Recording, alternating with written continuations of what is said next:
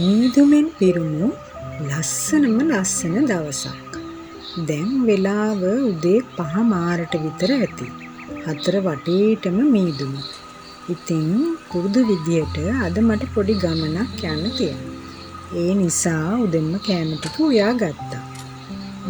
මේ බ්ලොග් එක මගේ කලින් බ්ලොග් එකට වඩා පරණ එකක්.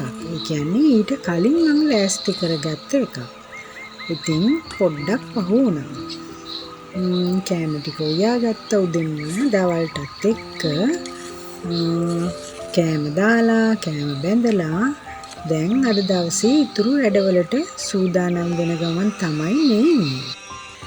ඔයාලා දන්නවනේ උදේට ඉස්කෝලේ යන වැඩට යන කට්ටිය ඉන්නකොට 1000කුත් එකක් වැඩ ඇස්සේ තියෙන වැඩ ටික කරගන්නත් අමාරු වෙන අවස්ථා එනවනේ. ඉතින් මෙන්න මේ විදියට මම අර ලන්ච් ෂීට් ඔක්කොම එක පොදියට ඇල්ලලා තියෙන නිසා නාට්‍යයක් බලන ගමන් විවේකීව චුට්ටක් ඉන්න ගමන් මේ විදියට මගේ ලන්ච් ෂීට් එක මම අසුර ගත්තා. එතකොට ඉක්මනින්ම ගන්න පුළුවන්, ඉක්මනින්ම කරන වැඩේටත් පහසු වෙනවා. පොල් ගාලා එළවලු කපලා මාළු සෝදගෙන ඒවා සුද්ධ කරගෙන ඉඳලා තියාගත්තාම මෙන්න මේ විදියට පොඩි පොඩි ටිප්ස් ටිකකුත් ලෑස්ති කරගත්තාම උදේට ගොඩාක් පහසු වෙනවා. ඉතින් මං කිව්ව ගමන ඔන්න දැම්මයි යන්නයි හදන්නේ. මගේ දකුණු අතේ මාපටගිල්ල ලොකු කැක්කුමක් තියෙනවා. ඉතින් මම අද හදන්නේ කිරිබත් ගොඩ ඒ කියන්නේ රජේ රෝහලට යන්න. මම කොහොමද බෙහෙත් ගන්නේ? අපි සාමාන්‍ය පවුල් වල අයනේ. මම ඉස්සර ඉඳන්ම බෙහෙත් ගන්නේ රජේ රෝහල් වලින්. ඉතින් දැන් අපිට ළඟම තැන කිරිබත්ගොඩ හොස්පිටල් එකේ හින්දා ඔන්න මම එතනට ගියා. එතන ඒ ડોක්ටර් මට ක්‍රීම් එකක් අරගෙන ගාන්න කියලා කිව්වා. බොන්න බෙහෙත් මුකුත් දුන්නේ නැහැ. ඉතින් බෙහෙතුත් අරගෙන මං ආවා මෙන්න මේ මල් පැල තවන්නට. මම මැනින් මාකට් යනකොට දැකලා තියෙනවා මෙතන හරියට මල් තියෙනවා. ඉතින් බලන හැම පැත්තෙම තියෙන්නේ මල් විතරයි. මම අද ඉතින් එතනට ගියා බලන්න. ඔයාලට පේන මෙන්න මේ මල් වල නම දාලා තිබ්බත් මට ඒක බලා ගන්න නම් බැරි වුණා. මල් විතරක් කියලා කිව්වට එතනට ගියාම පිටිපස්සට වෙන තව ලොකු පැල ඉඳන් තිබ්බා. ඒ කියන්නේ කොස් පැල, එතකොට ඇඹරෙල්ල පැල, ඒ විතරක් නෙමෙයි තව ගෙවල් ඇතුළේ තියාගන්න ලස්සන විසිතුරු පැලක් තිබ්බා. ඉතින් මල් ටිකක් බලලා මෙතන තියෙනවා පැල රුපියල් 100 ඉඳලා ඉහළට තමයි තියෙන්නේ. එක ලස්සන ಜಾති තියෙනවා. ඒවයි නම් මට හරියට මතක නෑ. මම ගත්තා මෙන්න මේ ජෙබ්‍රාස් පැලේ. මේක 250ක් වුණා. මේකයි ෆිටෝනියා පැලේකුයි මං ගත්තා. ඉතින් ඒකට ගියේ 150යි. ඉතින් ඔන්න ඔය විදියට ගෙනාපු පැලෙත් පෝච්චියකට දාලා ඇඳගෙන ගිය ඇඳුම් ටිකත් හොදන්න දාලා මූණ අතපය සෝදගත්තා. ඉතින් මං හදන්නේ දැන් ඔයගලන්ට මගේ අතේ කැක්කුමට ගාන්න දුන්න ක්‍රීම් එක පෙන්නන්න.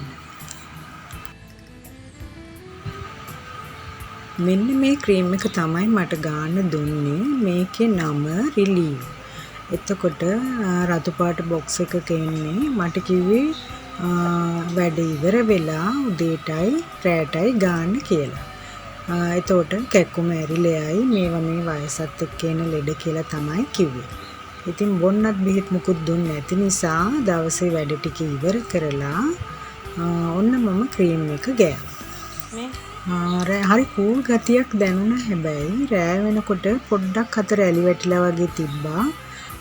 කොහොමත් ඉතින් එක සැරේ බෙහෙතක් පාවිච්චි කරාම සම්පූර්ණ සුවයක් එන්නේ නැති නිසා දෙවනි දවසෙත් මම උදේටත් ගාලා හවසටත් ගෑවා. ඉතින් ඔන්න බලන්නකෝ ඇඟිල්ලේ කැක්කුමට උන දේ එක වැඩේ දෙක වුණා.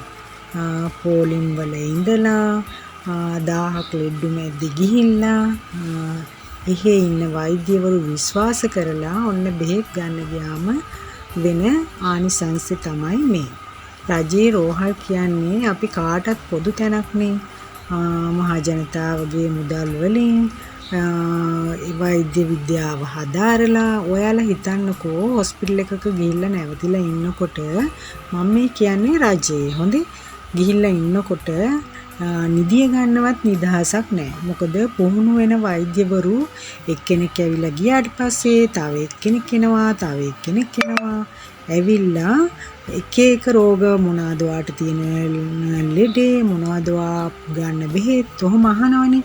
ඉතින් ඔන්න ඔළුව අත ගාලා බෙහෙත් ආගෙන ගිහිල්ලා ඔන්න ඊළඟට යාලා ළඟට යන ලෙඩුන්ට සලකන විදිය තමයි ඒ.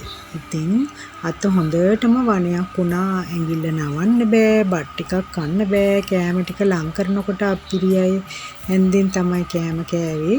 ඒ වුණාට අත කට ළඟට එනකොට පුදුම අප්පිරියාවක් තමයි එන්නේ. ඉතින් ওই විදියට දවසින් දවස ගිහිල්ලා සතියක් විතර යනකොට බොහොම අමාරුවෙන් අතේ අර හැම ගැලවිච්ච ඒවා අඩු වෙලා අර තුවාලේ නම් හොඳ වුණා. අන්තිමට දැන් මම බෙහෙත් කරන්නේ ගෙවන වෛද්‍යවරයෙක් ළඟින්.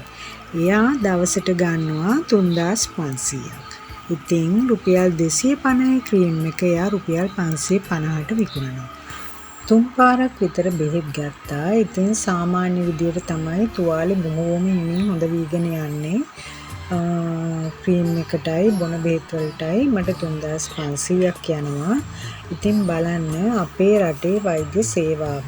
එකම වෛද්‍යවරයා රජේ රෝහල් වල එක විදියකුත් ගෙවන තැන්වල වෙන විදියකුත් තමයි මෙයාලගේ හැසිරීම. අපේ රටට කවදාවත් ගොඩ එන්න බැරි වෙන්නේ ඔන්න ඔය හේතුව නිසා. ඒ කොහොම වෙතත් මෙන්න මේ අතේ තුවාලෙත් තියාගෙන එක දවසයි අපි කඩෙන් කෑවේ. අනිත් දවස් දෙක තුනේ ලොකු දුව කෑම යුවා. ඊට පස්සේ ඉඳලා මම මේ තුවාලෙත් තියාගෙන රෙදිත් හේදුවා, කෑමත් තිව්වා, වත්තේ පිටියේ වැඩත් කරා. ඉතින් මට කියන්න උවමනා වෙන්නේ අපේ රටේ තත්ත්වෙ මෙහෙම තියෙද්දී අහිංසක ජනතාව, අහිංසක මිනිස්සු විදියට අපිට සිද්ධ වෙලා තියෙන විපත්තිය. ඒ විතරක් නෙවෙයි. මේ වගේ අවස්ථාවලදී අපි ගතින් ගොඩාක් අසරණ වෙනවා. ඉතින් ඒ අසරණ වුණාට අපි ඒ වෙලාවට තමයි අපේ හිතින් අපි දෙගුණයක් ශක්තිමත් වෙන්න ඕනේ. ගතින් කඩා වැටුණත් හිතින් කඩා වැටෙන්න නරකයි. දැනට නම් මගේ අත බොහොම පුෂ්ටිමත්ව තියෙනවා ඒ ඇඟිල්ල. ඒ කියන්නේ බොහොම ඉදිමිලා තියෙනවා. තුවාලේ හොඳයි, නවන්න කරන්න බෑ. කට්ටයක් පනිනවා ඇඟිල්ල ටික් ටික් ගාලා සද්දෙකුත් එනවා. බත් ටිකක් කන්න ගත්තොත් එහෙම කට්ටේ පැන්නොත් එහෙම බත් ඇට ටික පිඟානෙන් එළියට විසවෙනවා. ඉතින් ඔන්න ඔය වගේ තත්ත්වයක් තමයි තියෙන්නේ. පුදුම අමාරුවෙන් තමයි වැඩ ටික කරගෙන යන්නේ. ඉතින් රජේ රෝහලකට ගිහිල්ලා බෙහෙත් ගන්නකොට ගොඩාක් පරිස්සම් වෙන්න. එකපාරක් නෙමෙයි දෙපාරක් හිතන්න වෛද්‍යවරයා හොඳට මම කියන දේ අහගෙන ඉන්නවද කියලා. ආපු ගමන් බෙහෙත් ලියලා කිසිම හැවිල්ලක් බැරිල්ලක් නැතුව බෙහෙත් දුන්නේ හින්දා තමයි අද මේ තත්ත්වය ආවේ. ඒක නිසා රජේ රෝහලක උනත් ප්‍රතිකාර ගන්න යනකොට අපට අයිතියක් තියෙනවා. වෛද්‍යවරයා අපිට හරියට අහුම්කම් දෙනවද, අපිට හරියට ලෙඩේ ගැන හොයලා බලනවද කියලා සැලකිලිමත් වෙන්න. ඉතින් එහෙනම් අද දවසේ මම ගිහිල්ලා එන්නම් තවත් අලුත් වීඩියෝ එකක් අරගෙන පරිස්සමින් සතුටින් නිරෝගීව ඉන්න.